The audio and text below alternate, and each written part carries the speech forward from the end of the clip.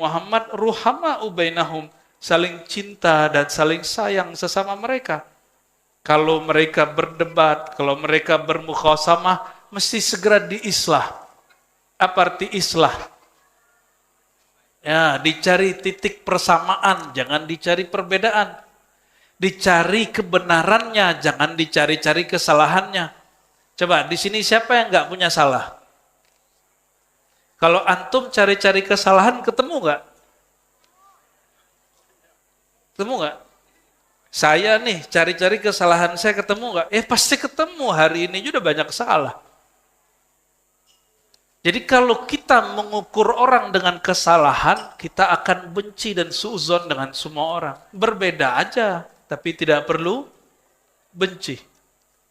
Nah, itu pengarang kitab ini, Imam Dibai, beliau ini sempat dituduh Syiah karena beliau punya sanad kepada ulama Zaidiyah, tapi orang lupa dia juga punya guru Imam Ahlus Sunnah di Mekah, namanya Al-Imam Al-Faqih Al-Mufti Ibnu Hajar Al-Haytami. Pernah dengar? Yang pengarang Hasyiah dan Fatwa Hadisiyah, ada banyak sekali fatwa beliau, fatwa. Hampir semua ulama di Nusantara punya sanad kepada Imam Ibnu Hajar Al-Haytami.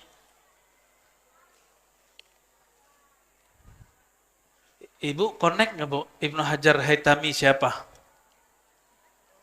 Mufti di Mekkah, Imam Mazhab Syafi'iyah di Mekkah. Beliau ini luwes, sangat luwes sekali, dan mengerti bab ini. Murid dia pengarang kitab Ibnu Diba. Apa kata pengarang Simtiduror tentang Dibai? Siapa pengarang Simtiduror?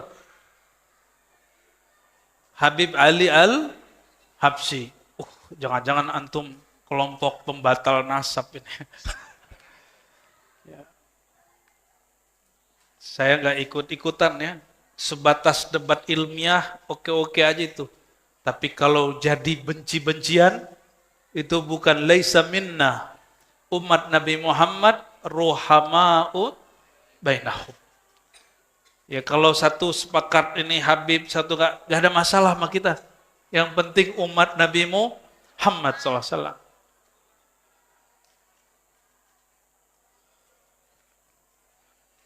Pengarang kitab ini, Imam Dibai nulis kitab ini, lalu dikomentari oleh orang setelahnya namanya Al-Habib Ali Al-Habsyi, yang di umurnya 63 lebih dan nulis kitab Simtiduror, yang sekarang viral dibaca di mana-mana, dan zuriatnya dan beliau habis dihaulkan di Solo. Betul nggak? Sampai-sampai Habib Kiai Mbah Yai Hamid Pasuruan dulu pesan ke semua muridnya, kalau orang Pasuruan pasti pergi haul ke Solo. Begitu mahabbah mereka dengan pengarang kitab ini dan zuriatnya, kitab Simtiduror. Pengarang Simtiduror ngomongnya apa? Nabi SAW hadir rohaninya kalau orang baca Dibai dari awal baca sampai akhir. Terserah, ini kan pengalaman rohani, boleh percaya, boleh.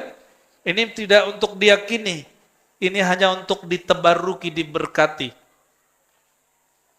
Antum baca Dibai dari awal sampai akhir, kata Imam Al-Habib Ali Al-Habsyi, Nabi hadir rohaninya dari awal baca sampai akhir.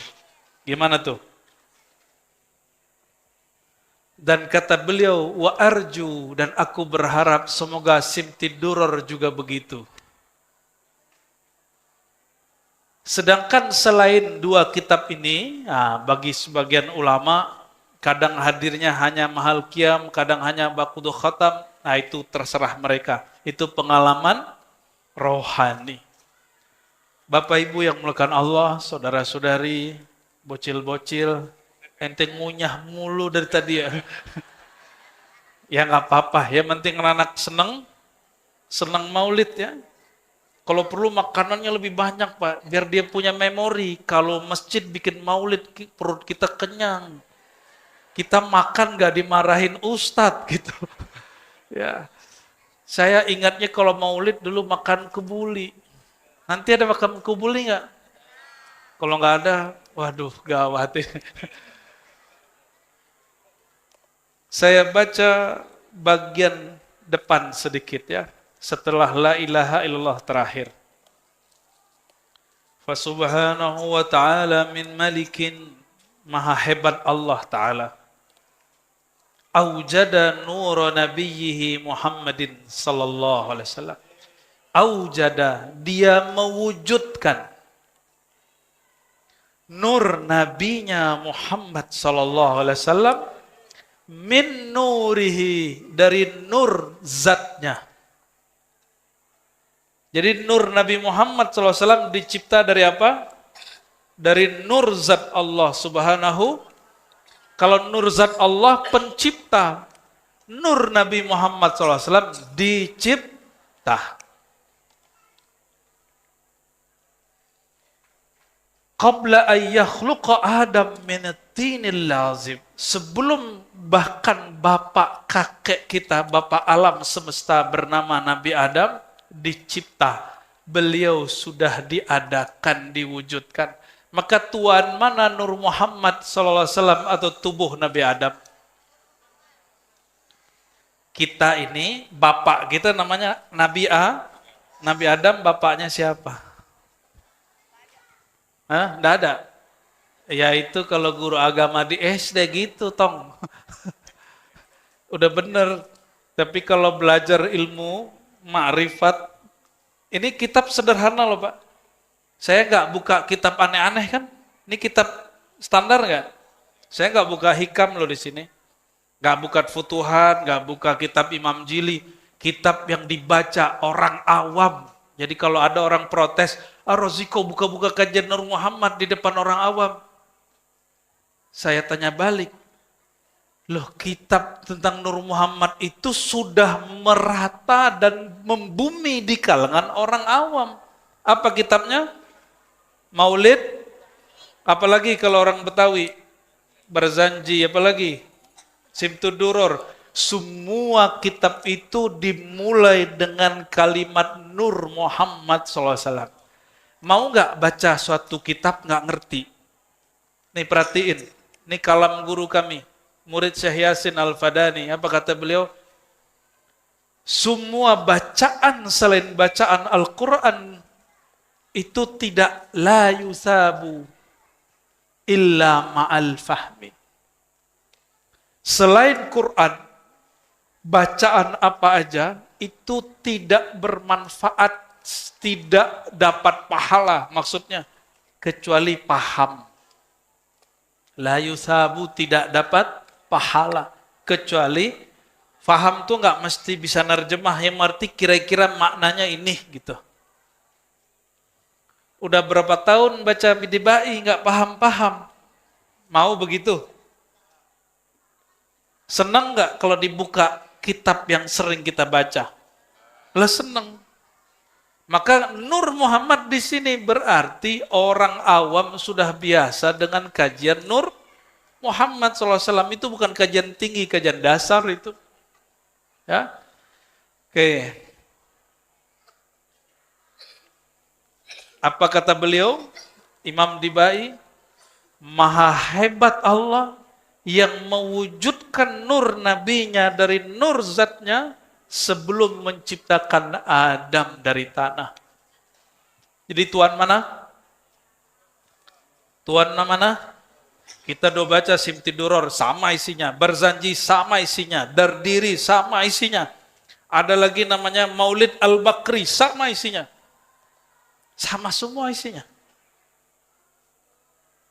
Semua ulama yang nulis tentang sejarah Nabi, manakib Nabi, Maulid Nabi, mereka ittifaq, ijma' bahwa nur Sayyidina Muhammad SAW dicipta dari nurullah, dan nurnya Nabi Muhammad SAW adalah makhluk pertama. Makhluk lebih tua dari aras, lebih tua dari surga neraka, lebih tua dari Al-Kursi, lebih tua dari langit dan bumi, apalagi dari Nabi Adam alaihissalam. Tapi ini ilmu bukan bab akidah, ini namanya ilmu al-bidayah wan nihayah. Bab bidayah ini bukan bab akidah, dia masuk ke bab ma'rifah, ma'rifat. Ma'rifat itu artinya pengetahuan. Kalau orang tidak mengerti, dia tidak dosa, cuma jahil. Mau nggak disebut jahil? Ya, kalau orang tidak faham, atau dia nolak, oh saya nggak percaya Nur Muhammad makhluk pertama, dia tidak kafir. Tapi dia jahil. Bahkan ada orang mengatakan kajian Nur Muhammad itu bid'ah. Gak ada masalah. Bagi kita gak ada masalah. Cuma dia ada masalah sama Rasulullah nanti. Dianya ada masalah dengan banyak ribuan ulama yang berijma tentang ini. Kalau sama kita gak ada apalagi sama ibu-ibu ini kalau orang gak percaya Nur Muhammad biarin aja bu. Ya. Apalagi yang mengatakan kajian Nur Muhammad ini ajaran Majusi. Itu mufti. Mufti di salah satu negara bagian di Malaysia. Apa kata mereka? Kajian Nur Muhammad itu ajaran Zoroaster Majusi. Wow. Ya. Apa dia nggak baca kitab yang paling standar? Dia nggak bisa membedakan nur dengan nar. Yang disembah orang Majusi itu nur atau nar? Mereka menyembah api. Maka budaya tempat api disebut menara. Diserap oleh orang Islam, budayanya diganti. Tadi tempat api, sekarang ditinggikan azan di tempat menara. Jadi kalau buat masjid, musola nggak ada menara, nggak apa-apa. Ini ada menaranya nggak Pak? Nggak bid'ah. Ada? Ada? Menara? Di mana menaranya? Di atas. Wah bid'ah bener itu. Manarah itu bahasa Arab manar, tempat api menyala. Tapi sekarang menjadi tempat toa. Ya, seharusnya disebutnya matoa. Cuma orang Indonesia nggak ganti-ganti istilahnya.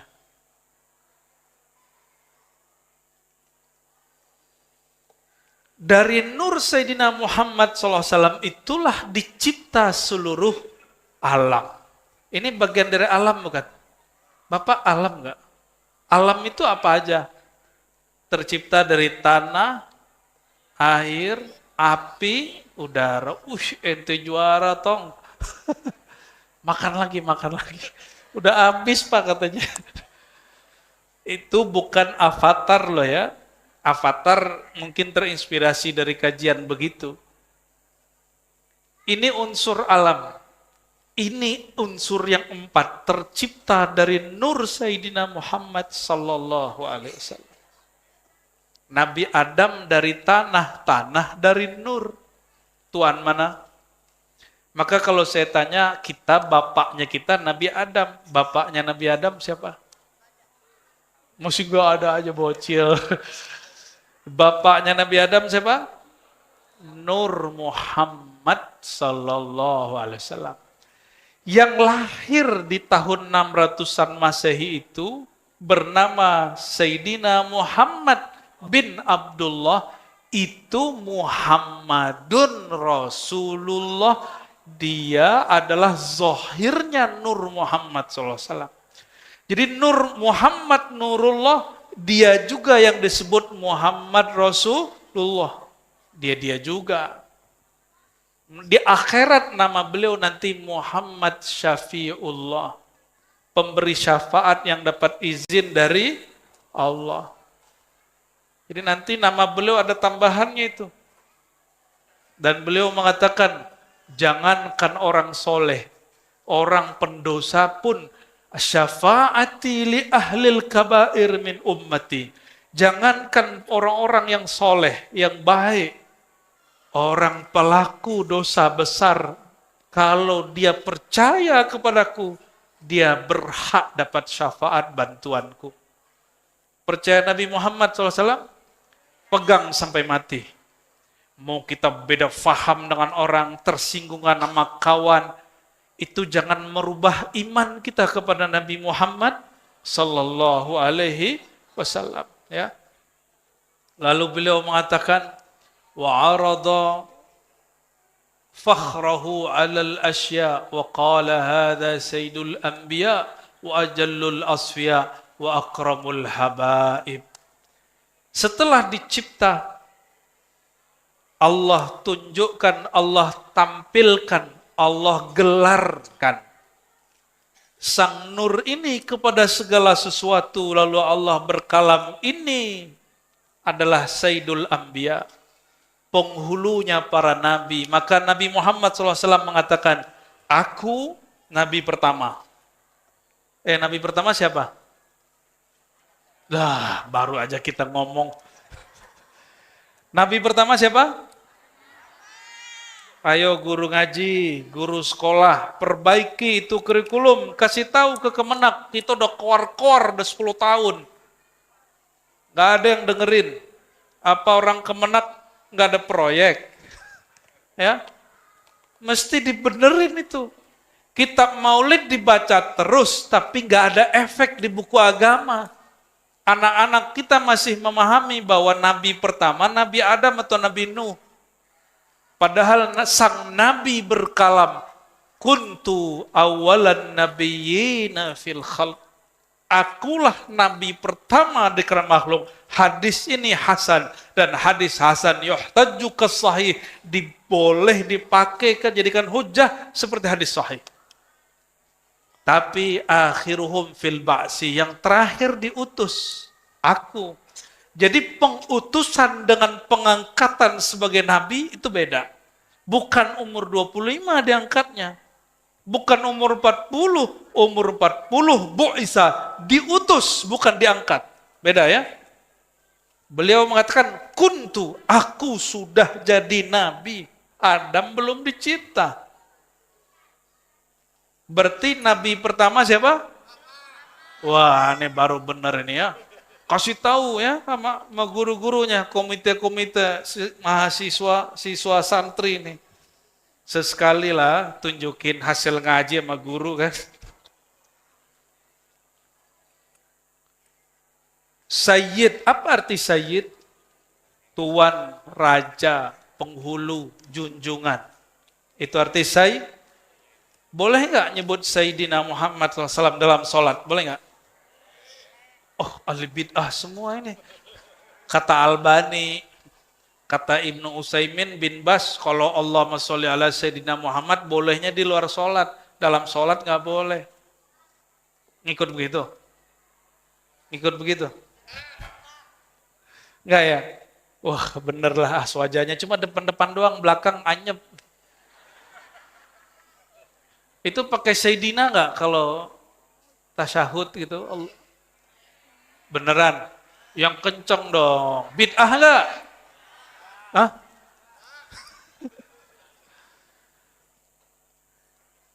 Menyebut lafaz Sayyidina, ini kata guru saya, Syekh Taufik Al-Buti, anak Syekh Muhammad Sair Ramadan Al-Buti. Waktu kami ngaji fikih Syafi'i dulu, 2005 atau 2006 ya, kata beliau dulu, kami nanya, ini saya nanya, karena saya shock, ragu, boleh nggak baca Sayyidina Magasina, kan nggak penting bener kan? Tapi bagi kami yang belajar hadis itu penting. Apa jawaban beliau? Engkau baca Sayyidina itu ta'zim, menghormati. Tidak baca Sayyidina itu ittiba, mengikut hadis, dan dua-duanya sahih. Dua-duanya benar. Oh, begitu orang kalau ngerti agama. Maka berkalamlah imam-imam terdahulu. Setiap bertambah ilmu seseorang, maka tambah lapang dadanya, semakin sedikit orang salah sama dia. Gimana? Ini katanya masjidnya baru normal nih. Tapi jangan juga menghina orang yang sebelumnya ngaji di sini. Yang beda faham sama kita. Kan mereka juga sedang pencarian. Ya. Wa kullu hizbin bima ladaihim farihun. Ya. Setiap kelompok merasa kelompoknya paling benar.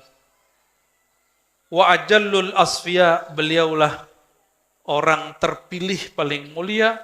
Wa akramul habaib, dari semua habib, beliaulah habib yang paling akram. Apa arti akram? Mulia, terjemahan lama. Terjemahan yang tepatnya pemurah. Pemurah.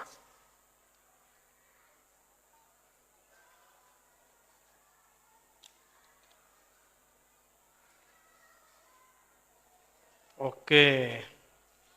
Lanjut nggak nih?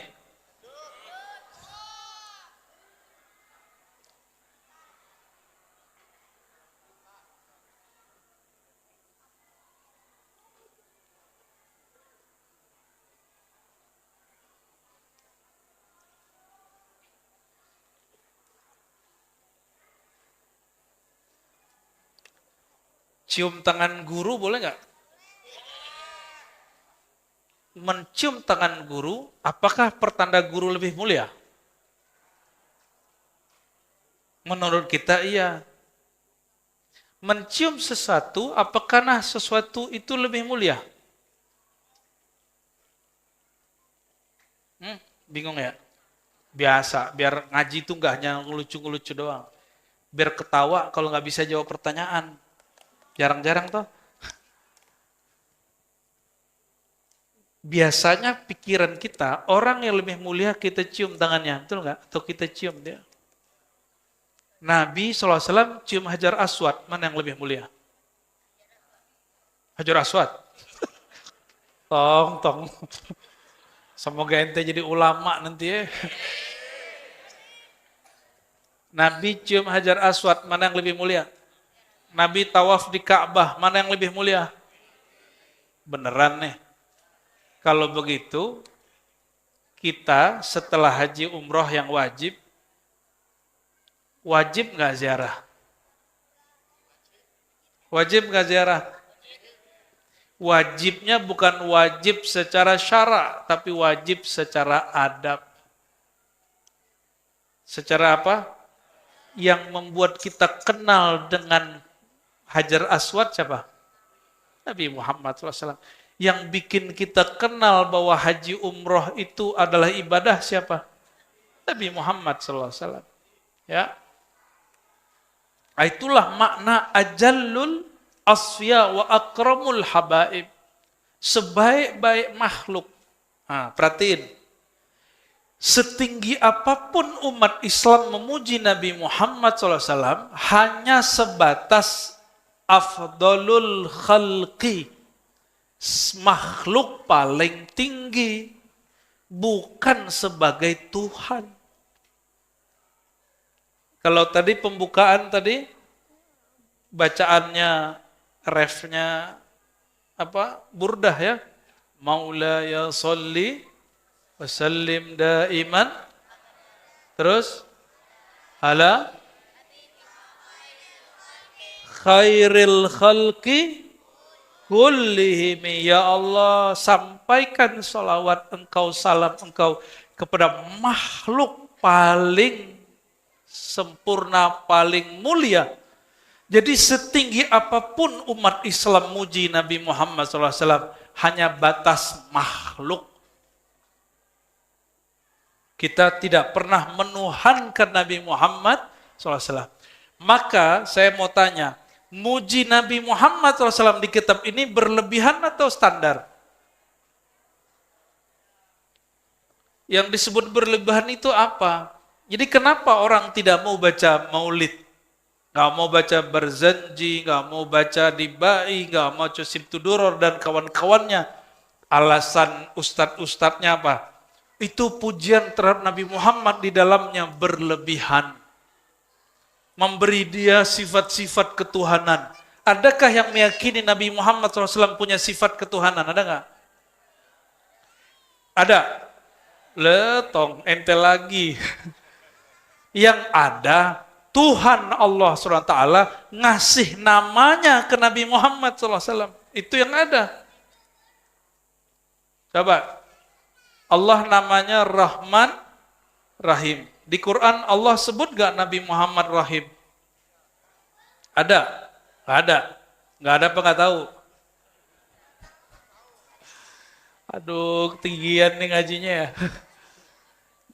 Surat Taubah tahu nggak? Surat Tobat, nanti cari di rumah 2 ayat terakhir. Bahwa Nabi Muhammad SAW itu disebut Rahim. Nabi Muhammad dikasih nama oleh Allah dengan namanya. Bismillahirrahmanirrahim. Allah sebut di Quran tentang Nabi Muhammad, wabil mu'minina raufur rahim.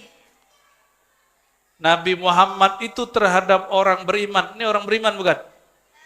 Nabi Rauf, sangat kasih. Nabi Rahim, sangat sayang. Nabi sayang sama kita semua. Maka Nabi sedih kalau ngeliat umatnya tengkar. Ini orang tua, Nabi itu orang tua rohani. Orang tua ngeliat anaknya tengkar, seneng nggak? Ada yang senang? Ada yang senang kalau anaknya tengkar?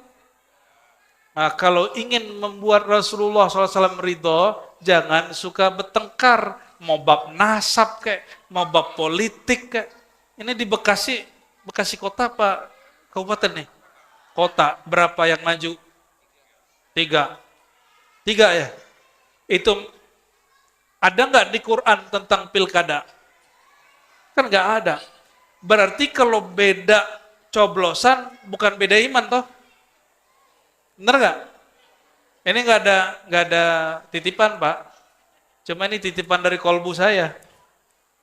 Jangan sampai beda politik menganggap orang beda cukuplah 2016, 2019 kita diadu domba oleh politikus yang sudah jadi tikus-tikus itu.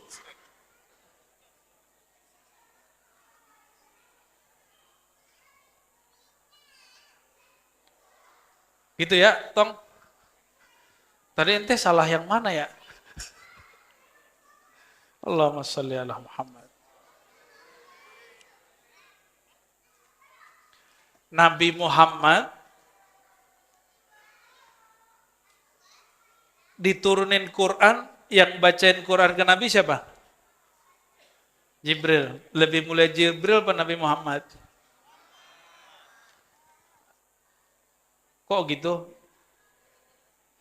Yang guru mana? Nabi Muhammad apa Jibril gurunya? Siapa yang guru? Nabi Muhammad apa Jibril? Hah? Jibril ya? Nah itu orang syariat begitu.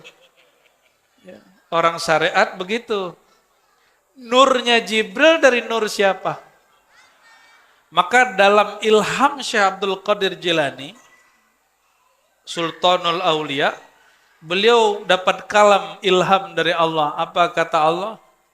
Aku ciptakan khalaqtul malaikah min nuril insan. Aku ciptakan malaikat dari nur sang insan. Sang insan itu Nabi Muhammad Sallallahu Alaihi Wasallam. Jadi tuan mana nur Nabi Muhammad sama nurnya malaikat? Ya, kan nggak ada yang orang yang anti makanya nur Muhammad. Apa kata dia? Yang nur tuh malaikat, bukan Nabi Muhammad. Nabi Muhammad mah dari tanah. Ya salam. Ya. Nggak paham, mending diam, jangan komentar. Cukup katakan, saya nggak pernah ngaji Nur Muhammad, tanya sama yang ngerti. Gitu aja cukup. Ya. Ini cari lagi. Ya. Pakai ayat. Ya. Inni khaliqun basaran mintin, aku ciptakan manusia dari tanah, surat Shad. Loh dia kan baru baca depannya, kan ada ayat berikutnya.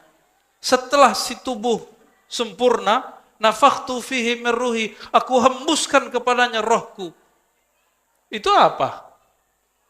Berarti sudah ada roh sebelum tubuh. Ruh itu namanya Ahmad. Ulama kita yang ahli-ahli marifat sebut itu namanya bukan Ahad. Masa Allah masuk ke tubuh? Kan ada yang meyakini Allah menghembuskan ruhnya. Kebayang sama dia Allah menghembuskan zatnya. Waduh ngeri kali nih, yang nanya emak-emak. Ustadz, Allah kan menghembuskan ruh, berarti ada zat Allah dong dalam badan kita. Ya salam. Jadi Tuhan deh emak-emak. Ntar lagi jadi ngelewatin Nabi jadi Tuhan.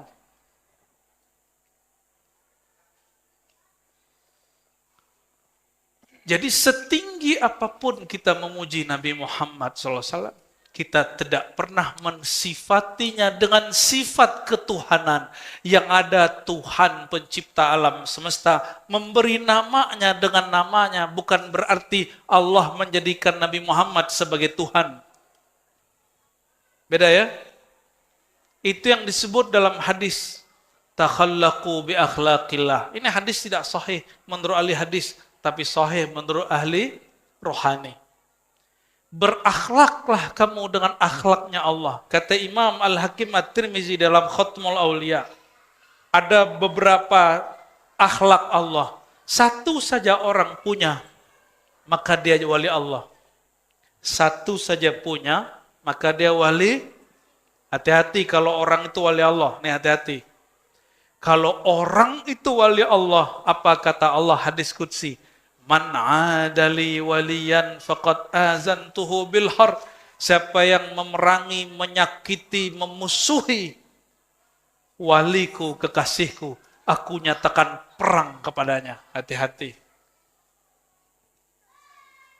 Hati, ini imam yang nukil riwayat ini dan kalimat barusan, kami baru ziarahi beberapa hari yang lalu.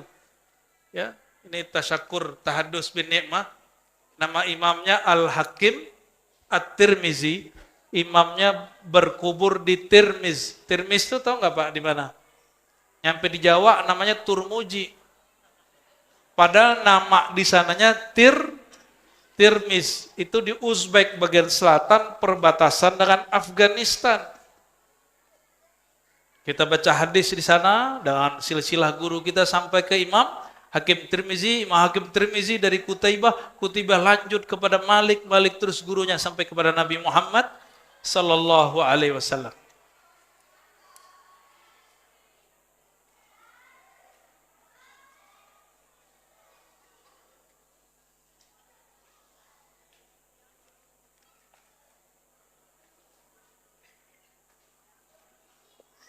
Ini kalau dilanjutin minta agak panjang ini. Saya skip dulu ya. Kita balik dulu ke belakang. Ya, kita balik dulu ke belakang. Di halaman 77, berarti ini lembaran keempat. Qila, ada yang bertanya, faman hadzal habibul karim? Siapakah sang kekasih yang pemurah ini? Alladzi albastahu hullatal waqar, yang engkau pakaikan pakaian perhiasan haibah. Waqar itu orang berkarisma. Wa tawajtahu tijanal mahabbah wal iftikhar, dan engkau pakaikan kepadanya mahkota keagungan. Wa nasyarta ala ra'sihil asaib qala huwa nabiyyun istakhartuhu min Lu'ay min Ghalib. Ini jawaban Allah sebenarnya. Siapakah orang ini yang dipilih oleh Allah Ta'ala? Kata Allah Ta'ala, huwa nabiyyun, dialah nabi dari yang aku pilih dari Bani Lu'ay bin Ghalib. Yamutu abuhu wa ummuh wa yakfuluhu jadduhu summa ammuhu syaqiq Abu Talib. Lalu dia akan ditanggung oleh pamannya karena kakeknya juga meninggal. Bapak Ibu yang makan Allah, apa hikmah Nabi Muhammad ayahnya meninggal, ibunya waktu itu kecil juga meninggal? Apa hikmahnya? Bapak sering ngajarin anak nggak? Ya, pas pandemi yang jadi guru di rumah siapa? Bapak-bapak ya, bukan SPD, tapi kepedean. Anaknya salah, anaknya nggak fokus, digebrak mejanya. Betul nggak? Waktu pandemi kalian begitu nggak? Ini bocil-bocil udah lahir waktu pandemi. Belum. Pandemi tahun berapa? 2020 sampai 2022. Kamu udah lahir, Tom? Tahun berapa lahirnya? Tahun kemarin. Cepat amat perkembangannya. Allahumma shalli ala Muhammad. Orang tua itu guru pertama. Kalau Nabi Muhammad SAW, ayah ibunya hidup, maka orang nanti ngomong, itu Muhammad jiplak Quran dari ayahnya, jiplak sunnah dari ayahnya, dari ibunya. Ada ungkapan, ini bukan hadis Bu ya, al-ummu madrasatul ula. Ibu itu sekolah pertama anak. Jadi emaknya manyun, ibunya ikut anaknya ikut manyun tuh. Emaknya ngambek, anaknya suka ngambek. Kalau anak ibunya suka ngaji, pasti anaknya suka ngaji. Emaknya suka ziarah, anaknya pasti suka. Emaknya suka ajak anaknya maulid, walaupun berisik. Nanti anaknya udah gede, ngajak anak dia juga walaupun tiduran gitu nggak apa-apa Pak, ajak aja, ya. Kan berkah itu turun, tidak mesti ke orang bangun, bisa jadi kepada orang yang tidur. Nabi Muhammad SAW pun tidak dibesarkan ibunya 6 tahun meninggal, yang membesarkan Halimah Sa'diyah. Bayangkan Pak, Halimah Sa'diyah itu orang miskin langsung jadi kaya. Badannya kurus kering, air susu asinya sedikit, dengan mesusui Sayyidina Muhammad SAW itu langsung. Jadi waktu, ini cerita sedikit sebelum jam 9.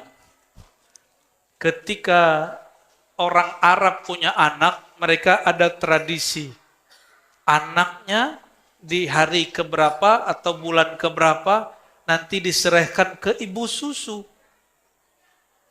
Maka orang ibu-ibu Quraisy itu dia nggak nyusuin sendiri, nanti ada ibu susunya. Dan itu ada pasarnya.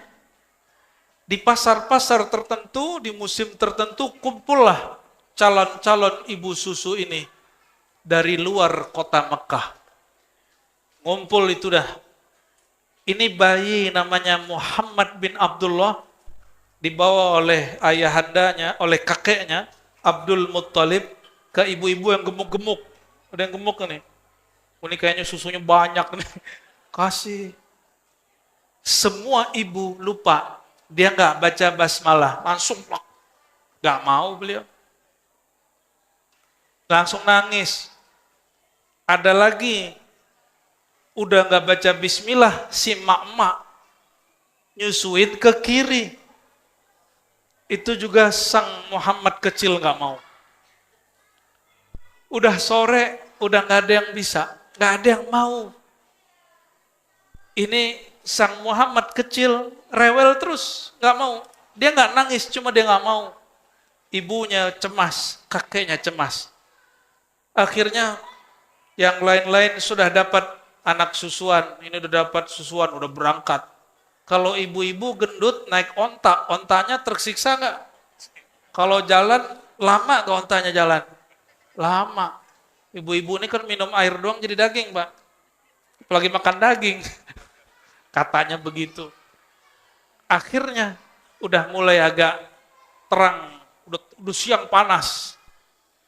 Sisa satu ibu. Kata Abdul Muttalib, kita coba aja.